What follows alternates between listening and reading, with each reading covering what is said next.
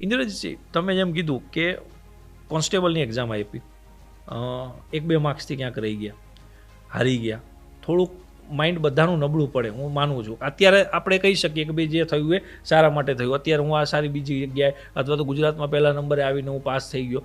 પણ એ ટાઈમે જ્યારે હારી ગયા તો સપોર્ટ સિસ્ટમ શું હતી તમારી? કોણ તમને મોટિવેટ કર્યા, કોણે તમને પ્રોત્સાહિત કર્યા? એમાં એવું છે કે પછી હું ઘરે જ જતો રહ્યો હતો ત્યાંથી ફિઝિકલ આપીને. એટલે પછી મારે મમ્મીએ મને કીધું અને મારી સિસ્ટરે એમને બધા કીધું, મારા ભાઈએ કે એક પરીક્ષા છે, આમાંથી હારીને બેસી ન જવરાય એમ, તારી તે મહેનત કરી હતી બધી મહેનતનું પાસે 0 થઈ જશે એમ.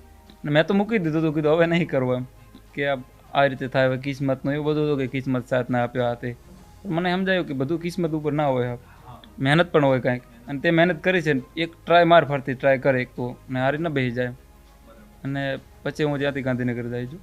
ખૂબ સરસ કહેવાય. જો જેટલા બી વાલીઓ કદાચ આ વિડીયો જોઈ રહ્યા હોય કે જેમના દીકરા દીકરી તૈયારી કરતા હોય, તો એમને બી હું નાનકડો એવો સંદેશ આપું કે પોતાના દીકરા દીકરી ઉપર થોડોક વિશ્વાસ રાખો કે ભાઈ નહીં, મારો છોકરો જો મહેનત કરે છે તો આજે નહીં તો કાલે એ કંઈક કરી બતાવશે. એની જો મહેનત વ્યવસ્થિત હશે, યોગ્ય માર્ગદર્શન હેઠળ મહેનત કરતા હશે, તો એ વ્યવસ્થિત રીતે સારી જગ્યાએ પાસ થશે.